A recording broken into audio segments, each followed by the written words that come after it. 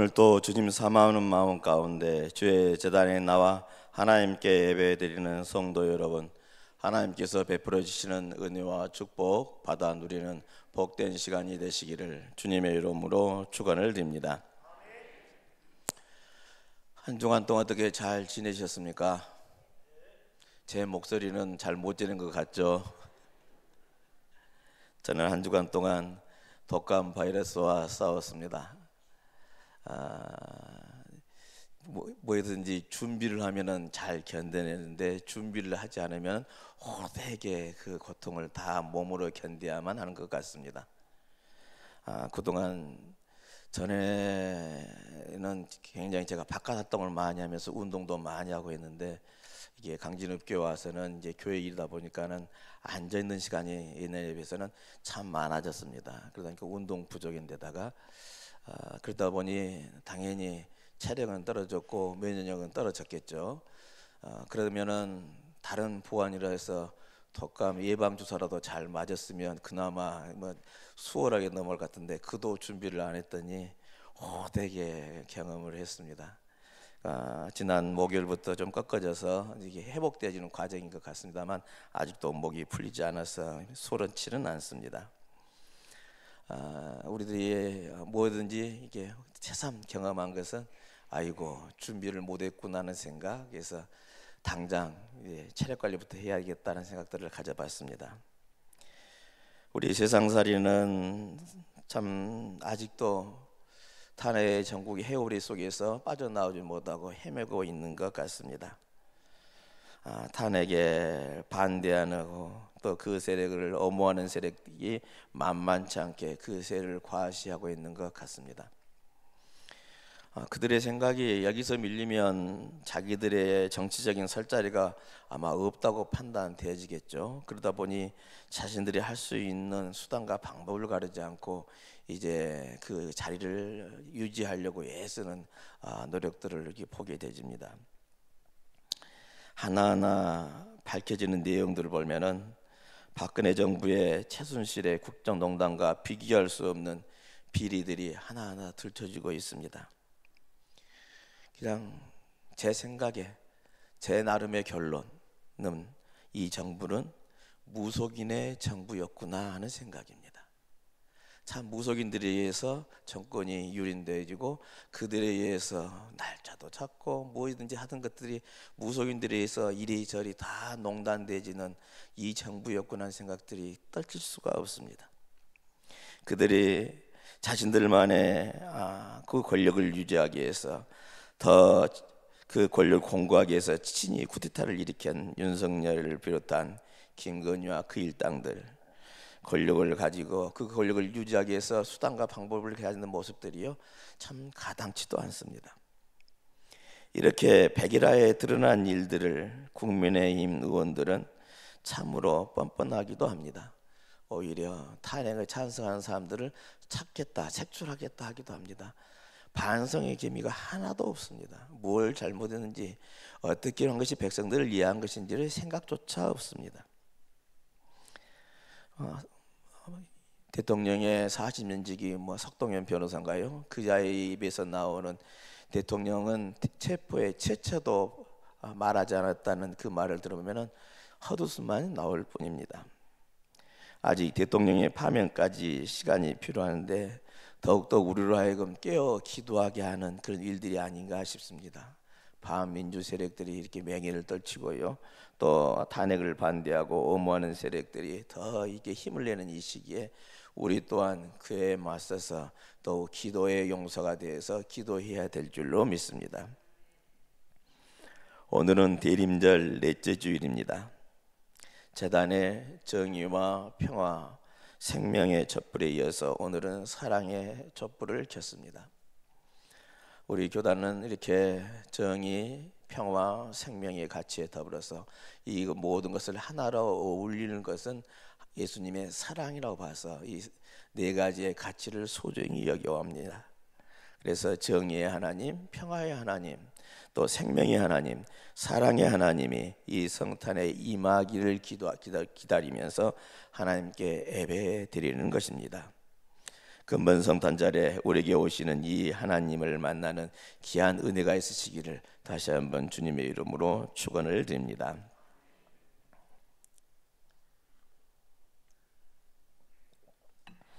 지난주 사가랴의 노래를 우리가 살펴보았는데요. 거기에서 나온 단어 중에 메시지 중에 내일과 모레라는 개념이었습니다. 내일은 세례 요한이 준비하고요, 이 희망이죠. 더 오실 주님을 준비하는 내일이 있고, 그 다음에 메시아가 오신다는 이 사상입니다. 사가랴는 자기의 아기를 두고 주의 길을 예비할 것이라고 했습니다. 그러기에 이번 주 우리는 또 이 예비자와 함께 주의 길을 준비하는 그런 신앙의 길을 걸어가야 될 줄로 믿습니다.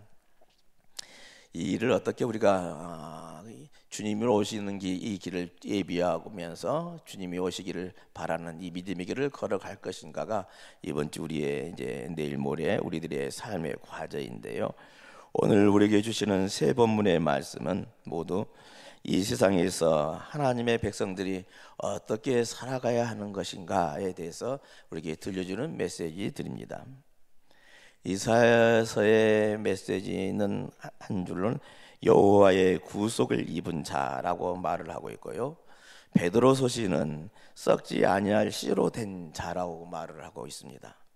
복음서는 하나님의 나라를 섬기는 자를 말하고 있습니다. 이 세 가지의 특징적인 단어로서의 표현을 했지만 뜻은 다 같은 일맥상통한 내용들입니다. 어떤 가치를 말한 것이 아니고 하나님 나라의 백성으로서 마땅히 그렇게 살아야 함을 밝혀주는 말씀들이라 하는 겁니다. 다시 말해서 도덕률로서가 아니라 라이프 스타일로, 생활신앙으로서 우리에게 주어지는 말씀들이라는 것이죠. 하나하나 살펴보면은 이사야는 민족적으로 암울한 때 하나님의 구원이 임박했음을 이제 선포하고 있습니다. 오늘 본문의 이사야에서는 이제 사막의 대로를 뚫을 것이다라고 이게 선언을 합니다. 사막에 크게 뚫린 길을 보여주죠.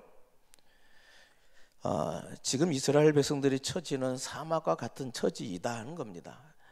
사막은 어떤 곳입니까? 메마르고 고통스러운 것이죠. 이스라엘 형편이 그렇게 넉넉하지 못하고, 그리고 남아나라로 포로로 끌려가 있는 형편에서의 사막과 같은 것이 그들의 형편이더라는 겁니다. 근데 이사야가 본 것은 그 사막으로서만 끝이 아니라 그 메마르고 고통스러운 삶의 현장이지만 그곳에 큰 길, 대로를 뚫어주겠다 하는 것입니다. 미래를 보여준다는 말씀입니다. 다시 말해서 이사야의 예언은 주님의 나라가 올 것이다 하는 예언의 선포라 하겠습니다. 그렇다면 주님의 나라가 오게 된다면 그 메마른 사막이 어떻게 될 거냐 하는 것인데요, 사막에 백합화가 피게 될 것이고 꽃들이 피고 샘이 터져 나올 것이다 하는 겁니다. 실상 이것은 사막에 샘이 있을 수가 없잖아요. 그 물이 없는 곳이 사막이니까. 그리고 물이 없으니 꽃이 필 리가 만무합니다. 그럼에도 불구하고 주님의 나라가 되지면 그게 불가능한 것이 기적이 일어나서 거기에 백합화가 피고 샘이 날 거라는 약속의 말씀이라 하겠습니다.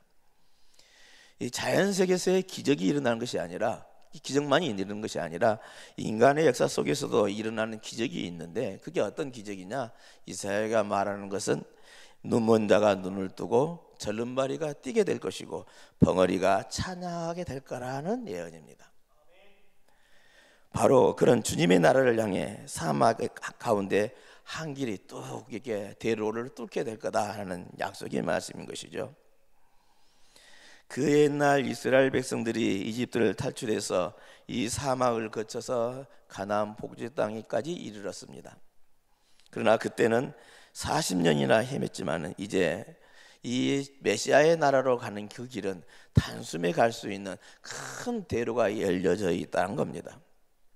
근데 중요한 것은 이 길은 아무나 갈 수가 없더라는 것이 오늘 이사야가 지적합니다. 어리석고 악한 이는 얼씬거릴 수도 없다고 그랬습니다. 그럼 어떤 사람이 가능한 거냐? 다만 속량받은 사람만이 다닐 수 있다 하십니다. 사막이 옥토로 변하고 소경이 눈을 뜨고 기머리가 듣게 되는 놀라운 일들이 일어날 터인데, 문제는 아무도 그 나라의 백성이 되는 것은 아니더라는 겁니다. 오늘 본문에 표현한다면 어떤 사람이 그 길을 걸어갈 수 있느냐? 여호와의 구속을 입은 자, 깨끗함을 받은 자라야 그 나라를 맞이할 수 있다고 이야기하고 있습니다. 오늘 그래서 여호와의 속량함을 입은 자들이 돌아온다는 말씀이 있는데, 1차적으로는 바벨론으로 포로로 끌려갔던 이스라엘 백성들이 다시 돌아온다는 귀한 소식이기도 하지만, 그 이면의 메시지는 희망을 상실한 사람들에게 이제 기쁨의 소식을 전하는데 그 목적이 있다라는 겁니다. 우리 사막과 같은 이런 형편, 메마르고 고통스러운 삶이랄지라도 주님의 나라가 임하여질 때 그곳에서는 꽃이 피고 샘이 터져 나오고 병든 자가 고쳐지고 평화의 세상이 이루어지는 그 나라가 오게 될 것인데, 그 나라 바로 주님이 아무나 온 것이 아니라 구성을 입은 자, 깨끗함을 받은 자라야 속량함을 받은 사람이 갈 수 있는 그 길이다 하는 이야기입니다. 그렇다면 예언자는 왜 이 희망을 이야기하고 있을까요?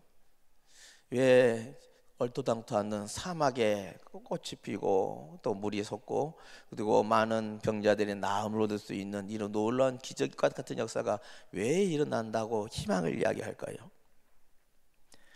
백성들을 새롭게 준비시키기 위해서 그렇습니다. 하나님의 나라에서 과거 이스라엘 백성들이 살아왔던 그 삶 그대로 살아간다 한다면 그것은 안 된다는 이야기입니다. 새로운 나라, 하나님의 나라에 새로운 새하늘과 새 땅에서 살아가는 사람들은 옛날의 그 모습 갖고는 안 된다는 이야기입니다. 죄악에서 벗어나서 새로운 나라를 건설하기 위해서는 새롭게 변한 사람들이 필요하다는 말씀입니다. 낡은 생활을 벗어버리지 못한다면 그 사람에게는 하나님께로부터 오는 희망이란 것은요, 한낱 물거품에 불과할 뿐이라는 것이죠. 아무리 하나님의 자비가 크고 넓고 깊다 할지라도, 그 하나님의 자비가 임한다 할지라도 그 자비를 기쁨으로 받아들이는 사람이라야 그 자비의 결실을 맺을 수 있는 것 아니겠습니까? 그 자비를 받아들이지 못하는 사람들에게는 아무 소용이 없는 것이죠. 이를테면 열처녀의 비유처럼 준비되어 있는 사람에게는 그것은 기회이고 복이 되게 될 줄로 믿습니다. 이스라엘 백성들이 수많은 고난 가운데서도 그 이스라엘 민족이 소멸되지 않고 민족의 정기와 생명을 전속할 수 있었던 것도 다른 이유가 있지 않습니다. 고단한 삶을 희망으로 해석하는 신앙인들이 있었기 때문에 그렇습니다. 내 삶의 자리에서 비록 힘들고 고통스러웠지만 그들은 그 절망의 순간으로 포기하지 않고 오히려 나의 하나님, 나의 여호와가 나를 지켜주시고 돌봐주시는 이 희망을 놓지 않았다는 겁니다. 고단한 삶을 오히려 희망으로 희생하면서 메시아를 기다릴 줄 아는 신앙인이었기에 그들은 견뎌냈고 이겨냈고 또 그 메시아를 맞이할 수가 있었다는 것이죠. 때문에 구속함을 입은 사람이란 이 절망적인 상황을 희망으로 해석하는 사람들이라 하겠습니다. 여러분의 삶의 자리에서 내 삶이 비록 힘들게 몰려오는 고통의 자리를 할지라도 절망하지 마시기를 바랍니다. 그 절망적인 상황을 희망으로 해석하는 귀한 믿음들이 되시길 바랍니다. 우리는 세상 사람들처럼 하나님 없는 것처럼 살아가는 그런 세상 사람들의 조리에 흔들리지 말고, 나는 내가 믿는 하나님은 나를 구원하시고 나를 인도하시고 나를 이끌어 줄 것이라는 이 확신에 차게 온전히 믿음의 길로만 나아가시기를 바랍니다. 구체적으로 구속함을 입은 자, 속량받은 사람, 어떤 사람이 구속함을 입고 속량받은 사람일까요? 베드로서 시는 영혼이 깨끗한 자, 진리를 순종하는 자, 거듭난 자, 썩지 아니할 시로 된 자가 될 것이라고 강조를 합니다. 이사야가 말하는 구속함을 입은 자와 동일한 문맥으로 이제 이해되는 사람들이기도 합니다. 베드로전서 2장 1절로 3절 말씀, 서신서의 말씀을 우리 한번 읽어볼까요? 함께 읽겠습니다.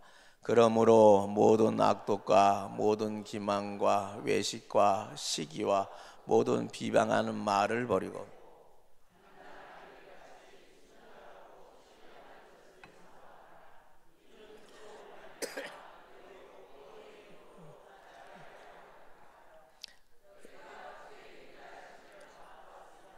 그리하라. 아멘.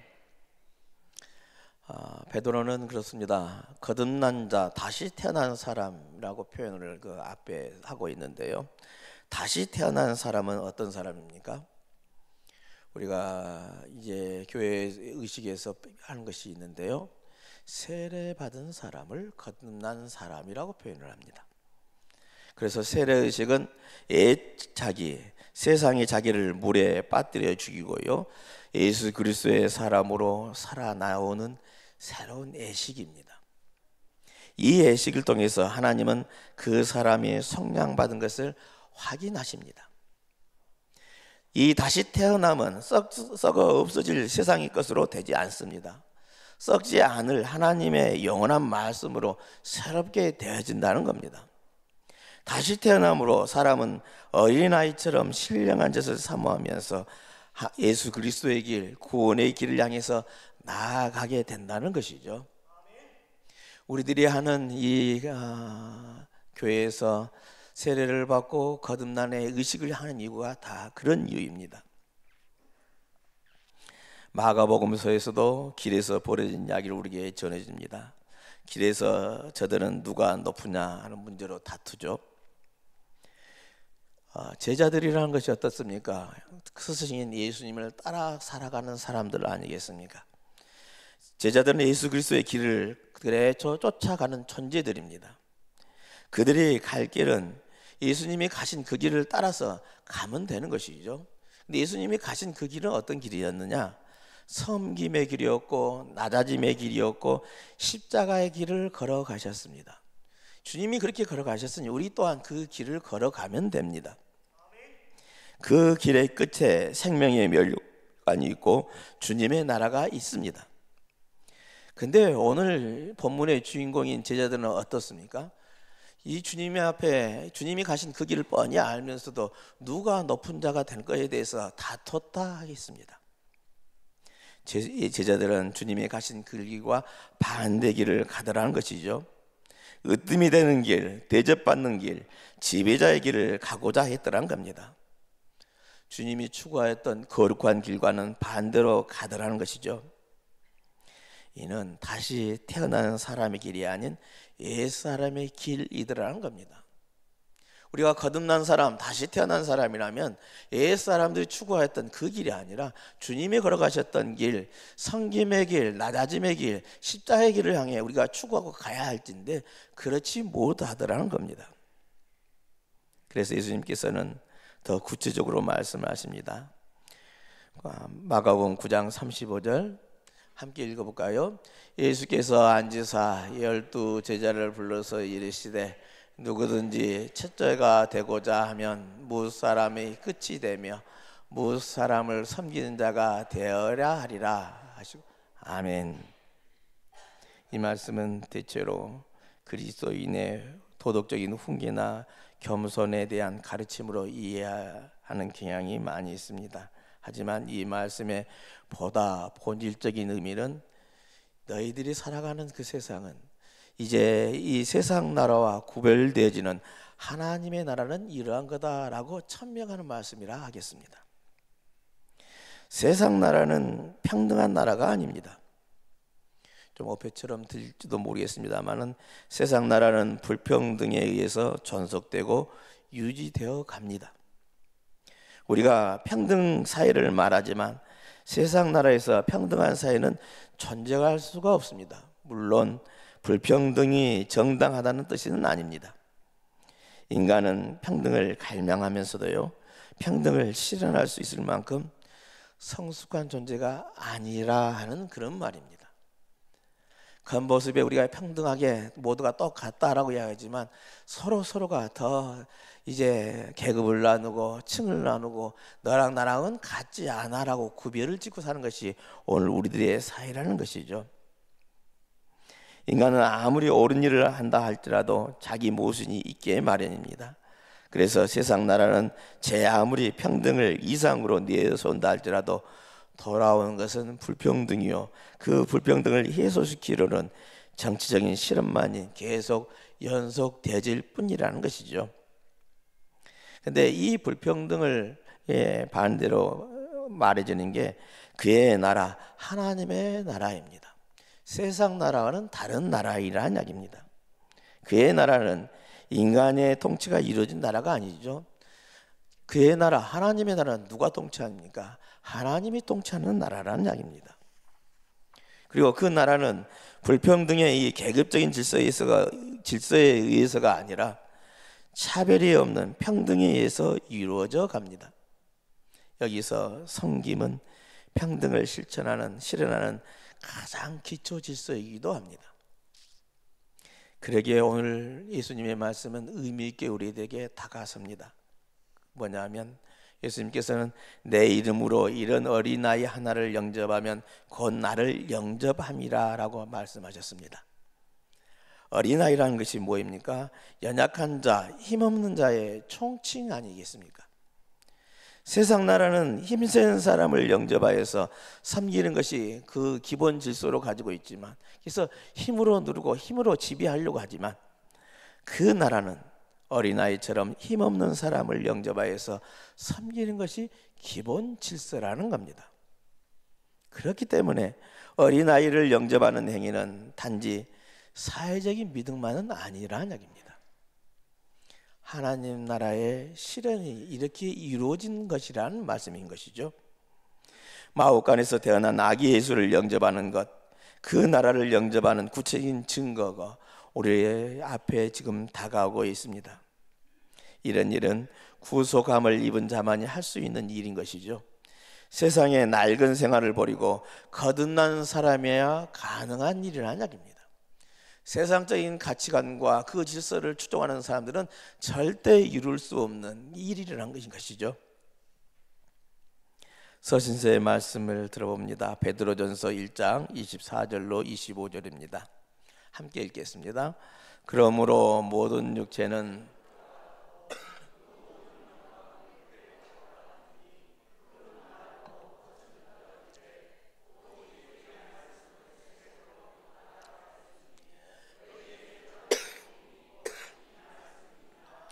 아멘. 이는 결코 인생의 허물을 외치는 게 아닙니다. 영원할 수 없는 세상에 집착하여서요, 영혼을 상실하지 말라는 조문입니다. 우리들이 살아가는 세상은 영원할 수가 없는 것들이죠. 우리들이 추구하고 우리들이 행복이라고 추구하는 것들, 물질이나 우리 자녀들이나 또 내 기업들도요, 영원한 것이 될 수가 없습니다.